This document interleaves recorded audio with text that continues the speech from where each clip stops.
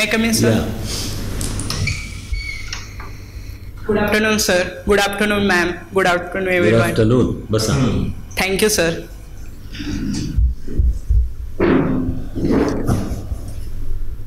आवाज आणि उत्साह शेवटपर्यंत असाच राहू दे. Thank you, sir. एक वेळ अशी होती की हा सगळा जो वाळवा परिसर आहे हा उजाड होता आणि पुढे बघता बघता त्याचं रंगरूप सगळं बदलत गेलं. कशामुळे बदलत गेलं? सर, प्रामुख्यानं मला 2 कारणं सांगावीशी वाटतात. एक, सिंचनाची सुविधा. दुसरी, सहकाराचा चांगला बसलेला जग. त्यातल्या सहकाराबद्दल सांगा. सर, वाळवा तालुक्यातील सहकार क्षेत्र हे फक्त ऊस क्षेत्रापुरतं किंवा ऊस शेतीपुरतं मर्यादित न राहता ते पतसंस्थांच्या बाबतीत, ते दूध संघांच्या बाबतीत, ते नागरी पतसंस्थांच्या बाबतीत देखील चांगल्या पद्धतीनं रुजू झालेलं आहे. वाळवा क्षेत्रातील जे काही कर्मचारी आहेत त्यांनी देखील सहकाराचा अवलंब केल्याचं दिसून येतं. ही सहकाराची पायाभरणी कोणी केली? सर, 2 नावं घ्यावीशी वाटतील. मान्य श्री वसंतदादा पाटील आणि मान्य श्री राजाराम बापू पाटील हे प्रामुख्यानं वाळवा तालुक्यातील सहकारासाठी जास्त शिल्पकार आहेत असं मला वाटतं. आता ही दोन्ही नावं तर अर्थातच बरोबर आहे. फक्त एक दुर्दैव म्हणजे प्रत्यक्ष ते होते त्या काळात मुळे त्यांचीच एकमेकांशी म्हणलं तर स्पर्धा, म्हणलं तर विरोध होता. काय होता तो? सर, प्रामुख्यानं हा वाद सुरू झाला चांदोली धरणाच्या स्थानावरून.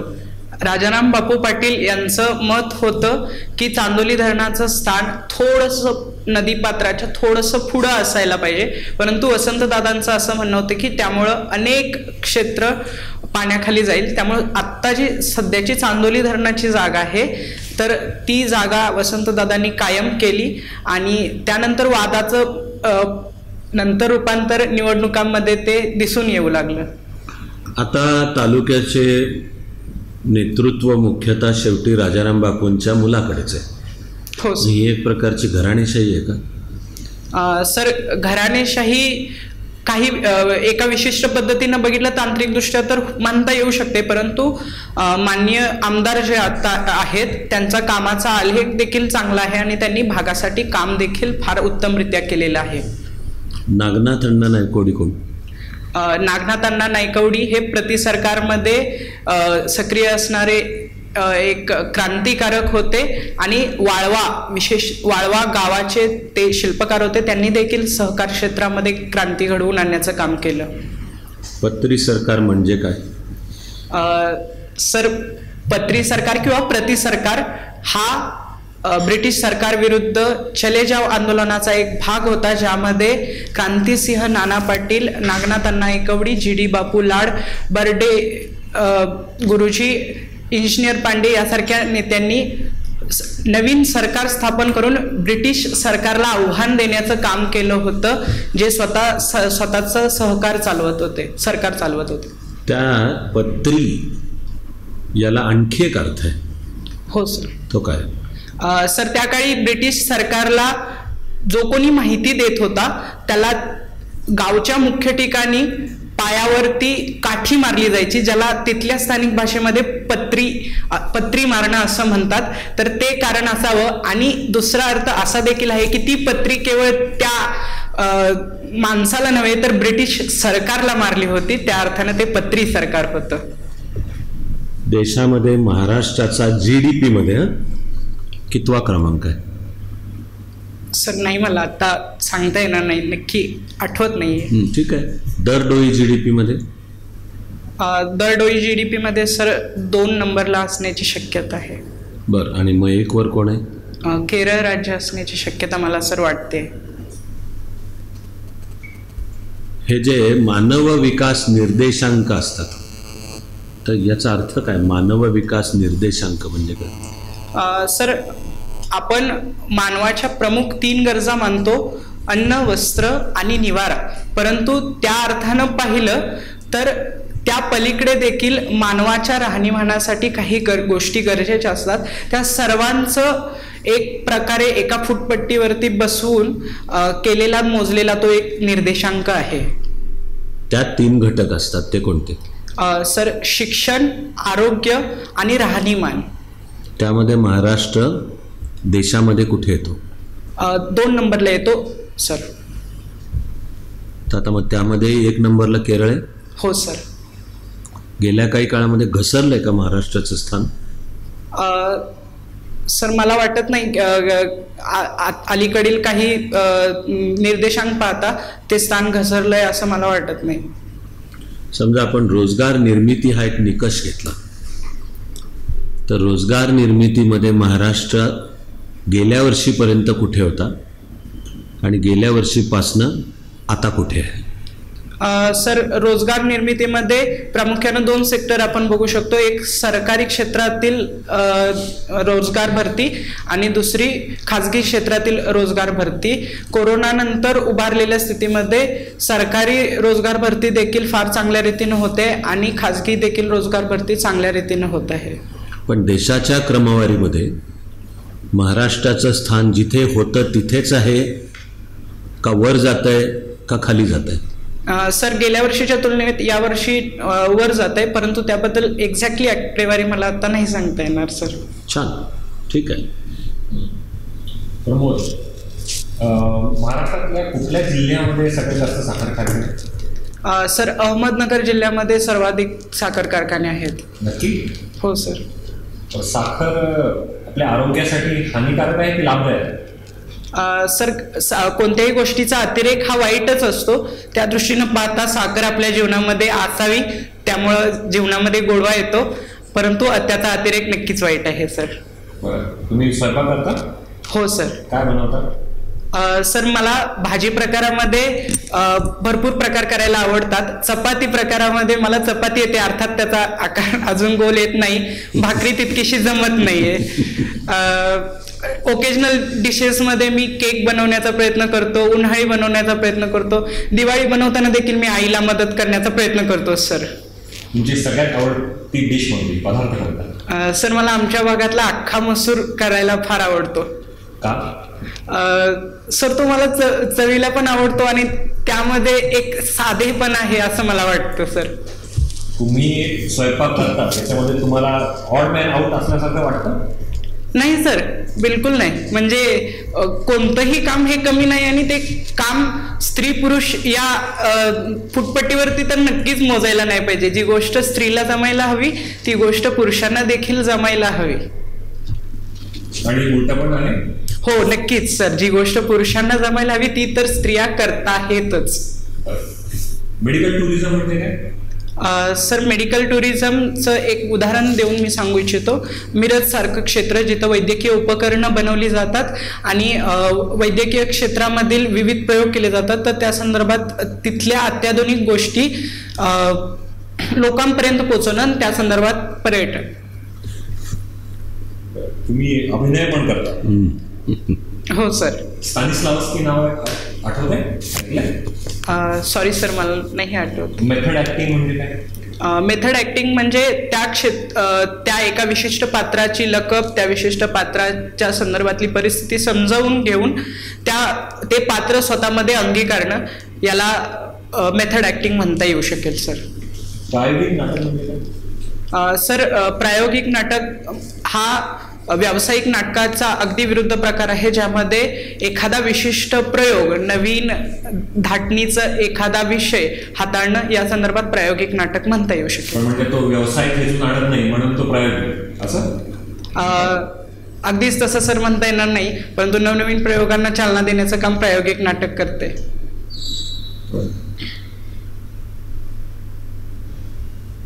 पथनाट्य तुम्ही करता, बरोबर? हो. पथनाट्य आणि नेहमीचं नाटक त्याच्यामध्ये काय फरक आहे? सर, मला असं वाटतं की पथनाट्य हे जास्त लोकांपर्यंत आणि क्रांतिकारक काम करण्याचं काम करतं. भर रस्त्यात मध्येच उभं असल्यामुळं लोकांपर्यंत जास्त मोठ्या आवाजात, जास्त आत्मीयतेनं तो संदेश पोचवण्याचं काम पथनाट्य करतं असं मला वाटतं सर. आजच्या इंटरनेटच्या युगामध्ये पथनाट्याचं काय काम आहे? सर, पथनाट्य नेहमीच आजतागायत क्रांती घडवून आलेलं आहे. एक प्रकारे पथनाट्य लोकांना आपलंसं वाटणारं काम करतं. इंटरनेटच्या जगामध्ये जरी विविध मार्ग आले तरी सुद्धा पथनाट्य हा क्रांतीचा एक मार्गच म्हणून पाहायला जातो. सर, काही उदाहरणं देता येतील तुम्हाला त्यातली? सर, मला विशेषतः आपल्या भारतामधील पथनाट्याचं कॉम्रेड सफदर हश्मींचं उदाहरण देता येईल आणि त्यांच्या पत्नींचं देखील उदाहरण देता येईल की ज्यांनी कॉम्रेड सफदर हश्मींच्या मृत्यूनंतर देखील एक लाल सलाम नावाचं नाटक सादर केलं होतं, जे दिल्लीमध्ये एक विशेष क्रांती घडवून आणलं होतं. पण असाही आरोप केला जातो की याचा गैरवापर नक्षलवादी चळवळीसारख्या चळवळींनी पण केला. सर, हा विचारसरणीचा आणि व्यक्तिसापेक्ष प्रश्न आहे असं मला वाटतं की तुम्ही त्या गोष्टीकडून काय घेता. माझं असं वैयक्तिक मत आहे की आग ही एखाद्याला घर जाळण्यासाठी देखील वापरता येऊ शकते आणि आग जेवण बनवण्यासाठी देखील वापरली जाऊ शकते. आपण ठरवायचं आहे की त्या गोष्टीचा वापर कसा करायचा आहे. या वाक्याची रॉयल्टी माझी आहे. या वाक्याचे पैसे मला मिळायला पाहिजे. नक्कीच. तुमचा आदर्श कोण? मला असं वाटतं की माझी आई आणि माझे वडील हे माझे आदर्श आहेत. मॅडम, मी त्यांना आजतागायत माझ्यासाठी इतकं काही करताना बघितलंय. केवळ माझ्यासाठीच नाही तर लोकांच्यासाठी काम करताना ते कोणतीही भावना ठेवत नाहीत, निरपेक्ष भावनेनं काम करतात, खूप कष्टानं काम करतात. त्यामुळे मला त्यांचा आदर्श ठेवायला नक्कीच आवडेल. मी ठेवतो. तुमचं ग्रॅज्युएशन 2018 कशात झालं? BSc केमिस्ट्रीतून माझं ग्रॅज्युएशन. आणि तुम्ही स्वयंपाक करता. एखादा पदार्थ चांगला होण्यासाठी किंवा कुठलाही पदार्थ चांगला होण्यासाठी सगळ्यात महत्त्वाचं त्याच्यात काय असायला? मला असं वाटतं की तो पदार्थ चांगला होण्यासाठी त्यामध्ये प्रेम असायला पाहिजे. आपण ते स्वयंपाक करतोय त्या गोष्टीवरती आपलं प्रेम असायला पाहिजे. बरं, तुम्हाला जर मी म्हटलं की स्वतःला 2 शब्दात सांग, तुमच्याबद्दल 2 शब्दात सांग, तर कुठले 2 शब्द? विचारांमध्ये मी जास्त स्वविचारी आणि विवेकी. म्हणजे काय स्वविचारी? म्हणजे मी स्वतःचा खूप जास्त विचार करतो असं मला वाटतं. आणि विवेकाच्या बाबतीत सांगायचं झालं तर मला कोणतीही गोष्ट विवेकाच्या. स्वतःचा विचार करतो म्हणजे स्वतःबद्दलच विचार करतो? हो सर. हो मॅम. मग ह्या चांगली गोष्ट आहे? मला असं वाटतं की याचे प्रोज अँड कॉन्स आहेत. स्वतःबद्दल अतिविचार केला तर तो एक प्रकारे कॉन्स असू शकेल आणि स्वतःबद्दल विचार करतोय त्यामुळे मला स्वतःमध्ये सुधारणा घडवण्याची एक संधी मिळते असं मला वाटतं. मॅम, बरं, स्वतःमध्ये तुम्ही सुधारणा घडवून आणल्या अशा कुठल्या गोष्टी? मॅम, मी थोडासा कमी ॲडॅप्टेबल आहे किंवा मी खूप उशिराने ॲडॅप्टेबल करतो. माझा ॲक्सेप्टन्स चांगला आहे परंतु माझी ॲडॅप्टेबिलिटी थोडीशी कमी आहे. तर मी प्रयत्न करतो की मी जास्तीत जास्त ॲडॅप्टेबल कसं होऊ शकेल परिस्थितीशी. तुम्ही अडॅप्टेबल नाही असं किंवा कमी आहे असं म्हणता, मग हे तुमच्या ॲक्टिंगमध्ये कसं काय त्यांनी बाधा नाही? नाही मॅम, मला असं वैयक्तिकरित्या वाटतं की मला स्विच करण्यासाठीचं एक चांगलं कौशल्य प्राप्त झालेलं आहे की मी पटकन एखाद्या गोष्टीतून इकडून तिकडं स्विच होतो. तुम्ही साकारलेली तुमची आवडती भूमिका कोणती? मॅम, मी प्रामुख्यानं पथनाट्य करत होतो तर त्या पथनाट्यामध्ये एका पेशंटची भूमिका मी साकारली होती. तर ती माझ्यासाठी फार आवडीची भूमिका होती. कारण तो पेशंट असा होता जो समाजातील वेगवेगळे समस्या सांगत होता आणि ती समस्या आर्तपणे सांगत असल्यामुळं ती लोकांपर्यंत चांगल्या रीतीने पोहोचत होती. महाराष्ट्रातल्या महिलांच्या काय समस्या?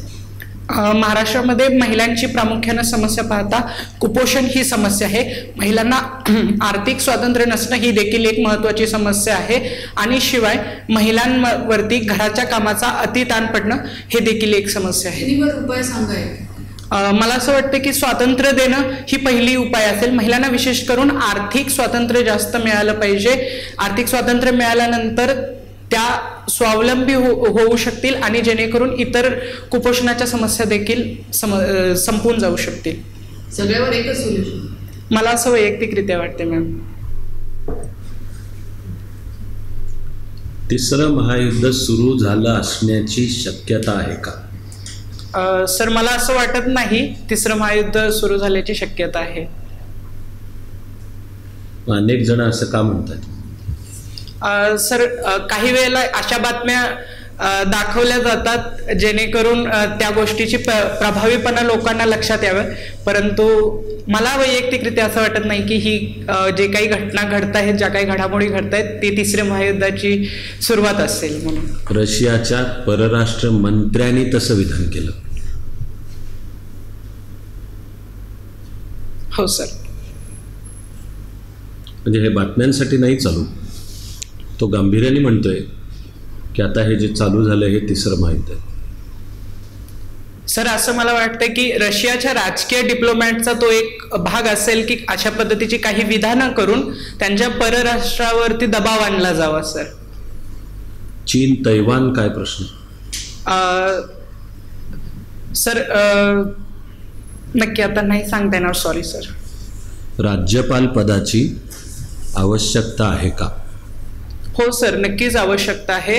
राज्यपाल पद हे घटनात्मक एक बाजू मांडणारं राज्याची हे महत्त्वाचं पद आहे. बहुसंख्य राज्यांच्या मध्ये राज्यपाल आणि ते सरकार यांचीच भांडणं चालू आहेत आता. कशाला पाहिजे ते पद? सर असं मला वैयक्तिकरित्या वाटतं राज्यपाल हा केवळ एक राजकीय पद नसून वैधानिक दृष्ट्या देखील महत्त्वाचं पद आहे आणि राज्यपाल हे राज्याला प्रतिनिधित्व करणारं महत्त्वाचं पद नेहमीच राहिलेलं आहे. काही ठिकाणी ते वाद होत आहेत याबद्दल दुमत नाही, परंतु तो तर आपल्या चांगल्या लोकशाहीचा एक प्रकारे उदाहरण म्हणता येईल. सर की राज्यपालांनी फाईल अडवणे राज्य सरकारची हे चांगलं उदाहरण आहे. सर काही वेळेला त्यातून राजकीय हेतू जाणीवपूर्वक जाणवतो, परंतु तो प्रत्येक ठिकाणीच होतो असा नाही. सर राज्यपालांचं अभिभाषण राज्यपालांनीच अर्ध्यावर सोडून निघून जाणे हे चांगलं उदाहरण आहे? नाही सर, नक्कीच चांगलं उदाहरण नाही आहे. महाराष्ट्र हा नेहमीच पुरोगामी विचारांचा राहिलेला आहे. महाराष्ट्रासारख्या राज्यामध्ये हे गोष्ट घडायला नको पाहिजे होती. सर एकट्या महाराष्ट्रात होतच नाही आहे. तुम्ही देशभर कुठल्याही राज्याचं उदाहरण घ्या. केरळचे राज्यपाल कोण आहे? सर आता नाही सांगता येणार. त्यांचं आणि सरकारचं काय चाललंय? सर मला या कॉन्ट्रोवर्सीबद्दल खरंच काही माहिती नाही आहे. बंगालचे राज्यपाल कोण आहेत? नाही सर, सांगता येणार. त्यांचं आणि सरकारचं काय चाललंय? सर मला असं वैयक्तिकरित्या वाटते की केंद्रामध्ये जे सरकार आहे आणि राज्यामध्ये जे सरकार आहे यामध्ये जर पक्षीय बदल असेल तर तशा ठिकाणी काही वेळेला राजकीय हेतूचा आधार घेऊन हे मतभेद होत आहेत. सर कलम 356 चा गैरवापर होतो आहे का? काही प्रसंगी होतोय असं म्हणता येऊ शकते. आज तागे स्वातंत्र्यापासून 100पेक्षा जास्त वेळेला अशा पद्धतीची आणीबाणी लावली गेलेली आहे. आणि काय आहे कलम 356? कलम 356 हे राज्य आणीबाणी किंवा राष्ट्रपती राजवट या संदर्भातील आहे. सर कलम 356 मध्ये कुठे राज्यात आणीबाणी असा काही शब्द वापरलाय? नाही सर, राष्ट्रपती राजवट असा शब्द वापरला गेलेला आहे. नेमके शब्द काय आहेत कलम 356 मधले? सर राष्ट्रपती राजवट याच अर्थाने नाहीये. कलम 356 लागू केल्यानंतर राज्यात राष्ट्रपती राजवट लागू होते. सॉरी सर, मी त्या संदर्भात नक्कीच आता जाऊन डिटेलमध्ये वाचेन. Sir okay, thank you. All the best. Thank you sir. Thank you ma'am. Thank you ma'am. Sir thank you.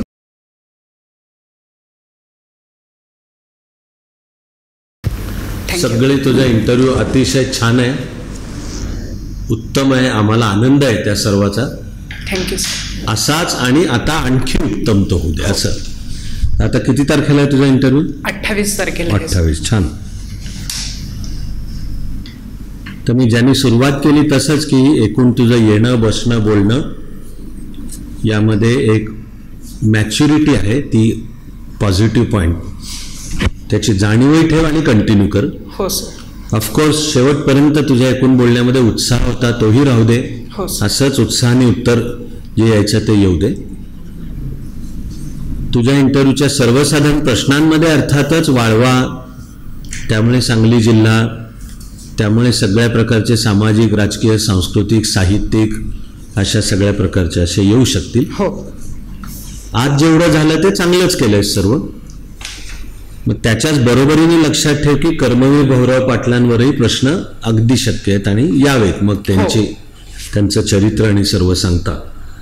तर आज आपण तशी क्रिकेटवर फार केली नाही चर्चा, तू छंद म्हटलायस, पण ती येऊ शकते. कुठलीही चर्चा क्रिकेटची त्या ठिकाणी येऊ शकते. बाकी तुला स्वयंपाक करायला आवडतं, पथनाट्य हे सगळं चांगल्याचं आलेलं आहे. आता 2-3 क्रुशल बाबी लक्षात ठेव. एक आहे की तू वक्तृत्वात आहेस, त्याचा आत्मविश्वास तुझ्या बोलण्यात व्यक्त होतोच आहे, तो होऊच द्या की वक्तृत्व पण आणि पथनाट्य. हां, पण काही वेळा मग तुझं बोलणं नाटकी वाटतंय. तर ते सहजपणाने बोल, असा मुद्दा आहे त्यातला. की त्यासाठी वेगळी कृत्रिम शब्दरचना किंवा असं वगैरे काही नको. सहज बोलताना आपण जसे बोलतो तसं बोल. हो. असं थोडं. तर ते हे चालू आहे, हे वक्तृत्व नाही आहे, हा परस्पर संवाद चालू आहे. तर दोनात मग फरक आहे की वक्तृत्व म्हणजे तुम्ही समोर उभे आहात आणि सलग 3, 5, 11 काय ती मिनटं तुमचं म्हणणं मांडतात. इथे चालू आहे हा डायलॉग आहे. येस. तर ती जरा भाषणबाजी नको वाटायला, एवढ्या गोष्टीची काळजी घे. उदाहरणार्थ मी 2-3 शब्दरचना तुझ्या बोलण्यात जरा सारख्या येत आहेत, त्या इतक्या नको. एक शब्दरचना मला असं वाटतं की, दुसरी आहे माझं असं वैयक्तिक मत आहे की. हे टिपिकल भाषणातल्या आहेत हे सगळ्या. आणि मी उदाहरणार्थ साधा मी ऍक्च्युली भाषणात सुद्धा मी तर वैयक्तिक बोलत असेल तर माझं असं मत आहे की, असं माझ्या बोलण्यात येतच नाही फारसं. एक माझा सिंपल मुद्दा आहे की आपण जे काही म्हणतो ते आपलं मत आहे म्हणूनच म्हणत असतो ना. त्याला आणखी पुन्हा माझं असं वैयक्तिक मत आहे की असं ऍक्च्युली ते कृत्रिम आहे. त्यामुळे जमू जर शकलं एक आठवड्याभरामध्ये प्रयत्न करून तर या एडिट कर शब्दरचना. बोलू. ऍक्च्युली मी ज्या भागातून येतो ना तिथून एक्सपेक्टेड असंच असतं की थोडंसं नॅचरल बोलणं असावं, परंतु गेले 2 ते 3 वर्ष मी फक्त वैयक्तिक स्वतःच्याच सानिध्यात होतो आणि पुस्तकांच्या, त्यामुळे माझ्या भाषेवरती तो थोडासा पुस्तकी प्रभाव पडलेला आहे. मी खूप वेळेला तो नॅचरल राहण्याचा प्रयत्न करतो, परंतु ज्यावेळी कधीतरी प्रेशरची सिच्युएशन येते त्यावेळी परत ते फिरून मी तसंच येतोय. तर एकदम सिंपल गोष्ट आहे की शक्यतो प्रयत्न कर. हा, समजा तरी फिरून त्या मुद्द्यावर आलास काय आकाश नाही कोसळणार. हा, त्यामुळे तसं जर झालं तर डिस्टर्ब व्हायचं कारण नाही. महत्व ह्याला आहे की डिस्टर्ब न होणे. येस. समजा तुला इंटरव्ह्यूत अचानक लक्षात आलं की अरे आपल्याला सांगण्यात आलं की हे टाळा, पण आत्ता आपण म्हणालो माझं असं मत आहे की, तर त्यांनी काळजीत जर पडलास त्यांनी पुढचे मार्क जातील. त्यामुळे अजून एक आठवडा आहे, करता आले प्रयत्न तर कर. हो. जमलं तर आनंद आहे, नाही जमलं तर दुःख नाही. हो सर, नक्कीच मी अशी इतकी त्याला शांत भूमिका अशी घ्यायची. हो. दुसरं होणार की तुझी उत्तरं चांगली आहेत तर पॅनेलच्या समजा लक्षात आलं पहिल्या काही मिनिटात की अरे हा चांगल्या तयारीचा दिसतोय, तर मग ते प्रश्नांची लेव्हल वाढवतात. हो. असं तो चॅलेंज आहे मग की रायझिंग टू द ओकेजन, की तो चॅलेंज आहे. तर मीही शेवटाकडे ते केलं की तुझं आधीचं सगळं उत्तम असल्यामुळे ओके वेगळ्या एरियात जरा की महाराष्ट्राची अर्थव्यवस्था, महाराष्ट्राची देशाशी तुलना, खरं MPSCच्या उमेदवाराकडनं अपेक्षित आहे सगळा अभ्यास. आज तरी तो जरा कमी दिसला मग. आणि अद्ययावत पण दिसला नाही. मला म्हणण्यामध्ये फार आनंद नाही, पण गेली 2-3 वर्ष महाराष्ट्र विविध निकषांवर मागे पडतो आहे. तेव्हा GDP मध्ये अजून नंबर 1 वर आहे, पण पर कॅपिटा GDP मध्ये 2 वरून 5 वर गेला. आता असं अनेक निकषांवर येतो. रोजगार निर्मिती हा सुद्धा महाराष्ट्र 2 वरनं 7 वर गेला. आता असे विविध येतात. किंवा मानव विकास निर्देशांक HDI ह्याच्यामध्ये सुद्धा 2 वरनं 5 वर गेला महाराष्ट्र. तर याचा एक अर्थ होतो की बाकी राज्य मग महाराष्ट्राच्या तुलनेत जास्त चांगली कामगिरी करतायत म्हणून ती पुढे जात आहेत. अलीकडच्या काळामध्ये तेलंगणा या प्रकारच्या निकषांवर वेगाने पुढे आले. तमिळनाडू महाराष्ट्राला मागे टाकून आणि काही बाबतीत रोजगार निर्मितीत तर ओरिसा आणि बिहारनी महाराष्ट्राला मागे टाकले. तसं जरा अद्ययावत अभ्यास असं दिसू देत त्याच्यामध्ये. म्हणून मी शेवटी पण पाहिलं की आता कॉन्स्टिट्युशनल इश्यूज तर मग हेच आणि आंतरराष्ट्रीय. तर यावर्षी MPSC विचारतंय बरं का आंतरराष्ट्रीय प्रश्न. ती उत्तरं तुझी वेग वाटली. वेग उत्तरात चूक काही नव्हतं, पण आधीच्या सर्व उत्तरांना जो नेमकेपण आहे तो मग ह्या शेवटच्या आंतरराष्ट्रीय ह्याच्यामध्ये नव्हता. तो आणि मी मुद्दाम केलं होतं की ज्याची व्याप्ती खूप मोठी आहे असा टाकावा प्रश्न आणि मला पाहू दे की कसं. तर तिसरं महायुद्ध सुरू झालं आहे का, तुझ्या उत्तरामध्ये हा प्रश्न का आला हे नाही व्यक्त झालं. तुझ्या उत्तरात मला असं वाटतं की नाही सुरू झालेलं, म्हणजे थोडं ॲनालिसिस यायला पाहिजे आणि न विचारता मग युक्रेनचा संदर्भ यायला पाहिजे. पण मग त्या युक्रेनच्या निमित्ताने पुन्हा अमेरिका रशिया संघर्ष होतोय. त्या संघर्षात चीन रशियाच्या बाजूने उभं राहत आहे. नेटो देश आणि EU अमेरिकेच्या बाजूने उभे राहत आहेत. म्हणजे जागतिक हवा तापलेली आहे. हे आलं नाही उत्तरात असं म्हणतोय की हा प्रश्न काय येतोय. तिसरं महायुद्ध सुरू झाली असण्याची शक्यता आहे का. माझी शब्दरचना सुद्धा नीट विचारपूर्वक होती की आता याला त्याचा प्रतिसाद पाहिजे. तर तो जरा आणि तरी या सगळ्यासहित तुझा इंटरव्ह्यू अतिशय चांगला आहे. हे म्हणालेले ब्रशअप करून 28ला दिलास तर तू राज्यातला टॉपर होशील. थँक्यू. होऊ शकशील, ती तुझ्यामध्ये क्षमता आहे. आमचं आजचं काम आजच्या झालेल्या इंटरव्ह्यूला तर खरं म्हणजे 60 पेक्षा जास्ती आहे बरं का. पण मी ह्याच्या 2-3 बाबी कमी पडल्या त्याने फक्त जाणीव करून द्यायला मी आजचे मार्क 58 म्हणतोय. खरे ऑलरेडी 60 म्हणजे एक्सलंट इंटरव्ह्यू. पण MPSCचे उत्तम स्कोअर आहेत 68 ते 70. हो सर. आणि तू ती कपॅसिटी दाखवून दिलीस की तुला आता 28 एप्रिलला 70 मार्क मिळायला पाहिजे. हो सर, मी नक्की प्रयत्न करेन त्यासाठी. उत्तम, बाकी छान. Thank you sir. येस.